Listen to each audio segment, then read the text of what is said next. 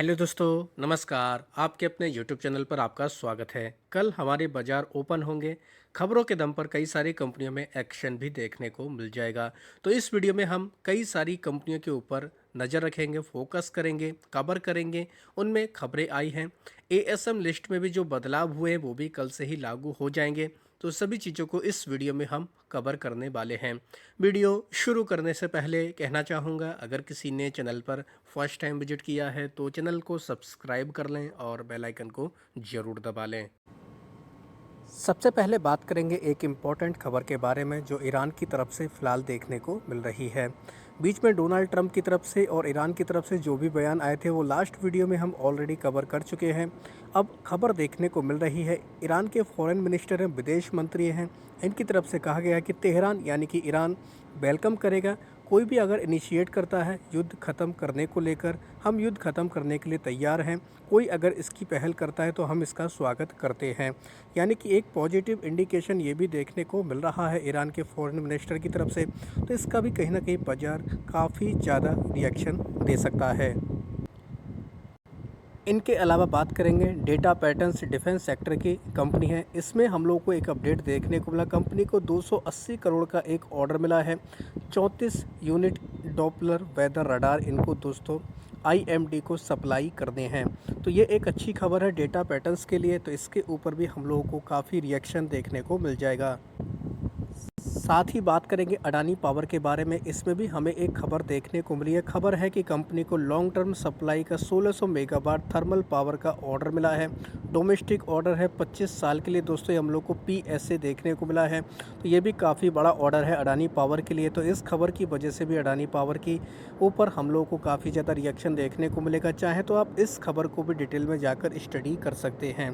काफ़ी इंपॉर्टेंट ये खबर देखने को मिली है अडानी पावर के लिए। इनको एलओए रिसीव हुआ है 1600 मेगावाट का लॉन्ग टर्म पावर सप्लाई को लेकर ये करार देखने को मिल रहा है। तो दोस्तों, ईरान इजराइल यूएस के युद्ध को लेकर ऑलरेडी मैंने एक डिटेल वीडियो बना दिया है, चैनल पेज पर है, जाकर उसको आप देख सकते हैं। उसकी वजह से बाजार के ऊपर क्या इम्पैक्ट पड़ने वाला है, तो उस वीडियो में काफ़ी इम्पोर्टेंट हम लोग को अपडेट देखने को मिले हैं। उस वजह से यानी कि ईरान के युद्ध की वजह से अब कई सारी कंपनियों के ऊपर इम्पैक्ट भी देखने को मिल रहा है, जिनमें है जिंदल स्टेनलेस। इनकी तरफ से कहा गया है कि वेस्ट एशिया में जो वॉर की सिचुएशन देखने को मिली उसकी वजह से इनके ऑपरेशंस हिट होते हुए देखने को मिले हैं। यानी इनके बिजनेस के ऊपर इम्पैक्ट पड़ रहा है। इनकी तरफ से कहा गया है कि gas, propane, LPG, natural gas की कटिंग की वजह से, कट होने की वजह से इनके बिजनेस के ऊपर असर पड़ रहा है। तो इस वजह से जिंदल स्टेनलेस ये कंपनी फोकस में रहने वाली है। बात करेंगे सीमेक के बारे में। कंपनी को 410 करोड़ का ओएनजीसी की तरफ से कॉन्ट्रैक्ट मिला है, ऑर्डर मिला है समुद्र सेवक ऑपरेशन के लिए। तो ऑर्डर मिलने की वजह से ये कंपनी फोकस में रहेगी। हालांकि आपको पता है किसी भी कंपनी में कितनी भी अच्छी खबर आ जाए उसके ऊपर कोई फ़िलहाल असर नहीं पड़ रहा है, क्योंकि बाज़ार में ही इतना पैनिक का माहौल है। लेकिन फिर भी खबर की वजह से इस कंपनी को चाहे तो आप फोकस में रख सकते हैं। जीएमआर एयरपोर्ट में एक अपडेट देखने को मिला। कंपनी को लेटर ऑफ अवार्ड मिला है दिल्ली कार्गो टर्मिनल 1 कंसेशन के लिए। यानी कि एक तरीके से कह सकते हैं इनको ये प्रोजेक्ट अब हासिल हो चुका है। ये दिल्ली कार्गो टर्मिनल 1 के लिए 340 करोड़ का फर्स्ट फुल ईयर ऑपरेशन का एक्सपेक्टेशन रखा गया है। ये कॉन्ट्रैक्ट इनको 2036 तक के लिए दिया गया है। तो इस वजह से जीएमआर एयरपोर्ट ये कंपनी भी फोकस में रहने वाली है। इंडिगो यानी इंटरग्लोब एविएशन के ऊपर नज़र रख सकते हैं। 14 मार्च से इन्होंने इफेक्टिव कर दिया है। इन्होंने क्या किया है दोस्तों, टिकट के ऊपर फ्यूल चार्ज लगाने का ऐलान किया है, जो डोमेस्टिक और इंटरनेशनल फ़्लाइट पर हमें देखने को मिल जाएगा। ऐसा कंपनी ने अपने रेवेन्यू को, अपने मार्जिन को एक तरीके से कह सकते हैं उनको एवरेज करने के लिए ऐसा कंपनी की तरफ से डिसीजन लिया गया है। तो कंपनी के हिसाब से देखें तो पॉजिटिव है, लेकिन कंज्यूमर के हिसाब से नेगेटिव है। तो इंडिगो के ऊपर भी हम लोग को इस खबर का असर देखने को मिल सकता है। वोल्टास में खबर देखने को मिली कि जीएसटी की जांच देखने को मिली इनकी मुंबई ऑफिस में। कंपनी की तरफ से हालांकि कहा गया है कि कोई मटेरियल इम्पैक्ट ऑपरेशंस के ऊपर इसकी वजह से देखने को नहीं मिला। तो वोल्टास भी कहीं ना कहीं इस खबर की वजह से फोकस में रहने वाला है। बजेल प्रोजेक्ट की बात करेंगे। कंपनी को 700 करोड़ का ऑर्डर मिला है पावर ट्रांसमिशन प्रोजेक्ट के लिए महाराष्ट्र में इनको इसको काम करना है। ईपीसी का ये ऑर्डर हमें देखने को मिल रहा है। Maharashtra state electricity transmission company की तरफ से ये ऑर्डर दिया गया है। तो बजेल प्रोजेक्ट में हम लोग को इस खबर का असर देखने को मिल सकता है।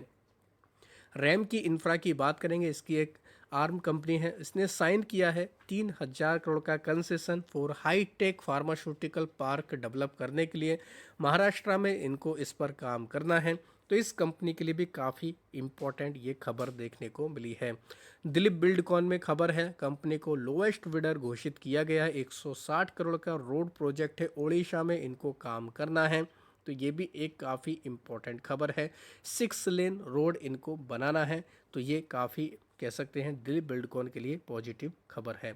बात करेंगे फिनो पेमेंट बैंक के बारे में, इसमें भी हमें एक अपडेट देखने को मिला। फिनो पेमेंट बैंक ने रिकॉर्ड हाई लेवल पर हिट किया है। 2900 करोड़ का डिपॉजिट, कस्टमर ट्रस्ट बढ़ रहा है कंपनी के ऊपर। तो फिनो पेमेंट बैंक में भी कह सकते हैं कहीं ना कहीं एक पॉजिटिव खबर है। वियरटेक बबाक की बात करेंगे, इस कंपनी को फ्राइडे को 1,000 करोड़ का ऑर्डर मिला था।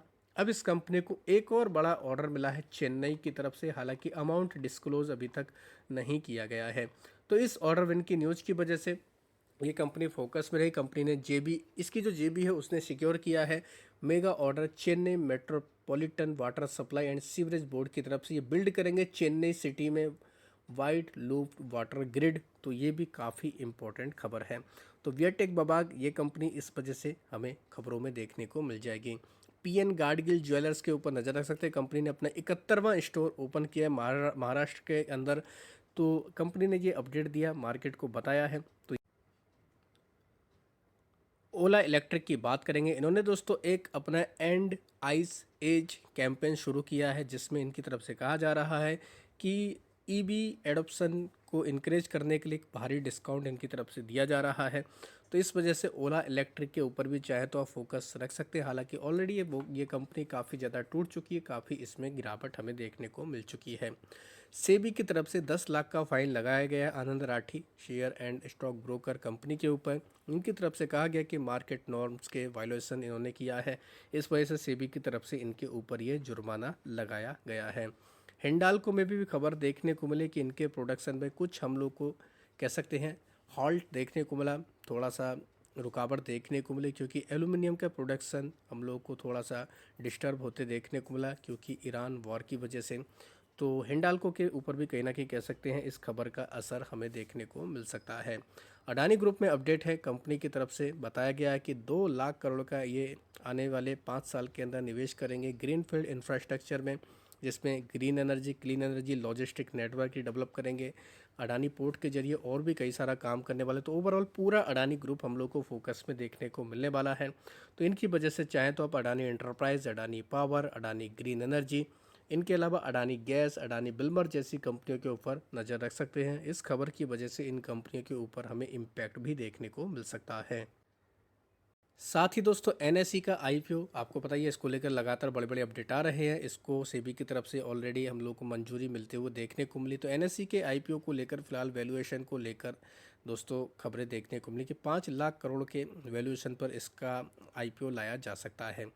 20 मर्चेंट बैंकर को दोस्तों ऑलरेडी कंपनी की तरफ से इसमें सिलेक्ट कर लिया गया है। तो एनएसई के आईपीओ का 5 लाख करोड़ का अगर वैल्यूएशन हो रहा है तो इसकी वजह से बीएसई फोकस में रह सकता है, क्योंकि बीएसई का अगर देखा जाए मार्केट कैप अभी लगभग 1.25 लाख करोड़ के आसपास का है। यानी कि बीएसई से लगभग 5x हम लोगों को एनएसई का वैल्यूएशन देखने को मिलेगा।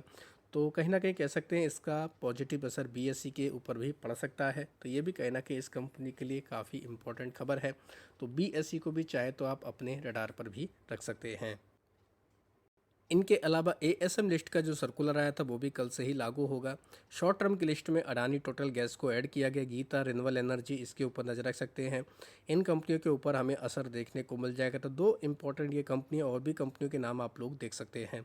बाहर निकलने वाली कंपनियों की अगर संख्या देखें तो 9 है। इनमें से आप चाहें तो क्वालिटी पावर इलेक्ट्रिकल इक्विपमेंट के ऊपर फोकस रख सकते हैं। सैफ्रॉन इंडस्ट्री, इसको भी बाहर निकाला गया है। शॉर्ट टर्म की लिस्ट से बाहर निकलने की वजह से इस कंपनी के ऊपर भी असर पड़ सकता है। लॉन्ग टर्म के एएसएम की लिस्ट में जो बदलाव हुआ है वो भी कल से ही लागू होगा। उषा मार्टिन और बीनस रेमेडीज को लॉन्ग टर्म की लिस्ट में ऐड किया गया, तो इनके ऊपर फोकस रख सकते हैं। साथ ही बाहर निकलने वाली कंपनियों की संख्या देखें तो 12 है, जिनमें से कुछ इंपॉर्टेंट कंपनियां जैसे एक्सिस के टेक्नोलॉजी, भारत ग्लोबल डेवलपर, इनके ऊपर नज़र रख सकते हैं। इनके अलावा मिश design, pen electronics, Rajdarshan industry, ये कंपनियां भी है, तो इनके ऊपर भी बाजार की नज़र रहने वाली है। हालांकि ऑलरेडी एएसएम को लेकर डिटेल वीडियो चैनल पेज पर है, जाकर उसको देख सकते हैं, उसके अकॉर्डिंग अपनी रणनीति को बना सकते हैं। वीडियो अगर आपको पसंद आया तो चैनल को सब्सक्राइब कर लें और बेल आइकन को ज़रूर दबा लें।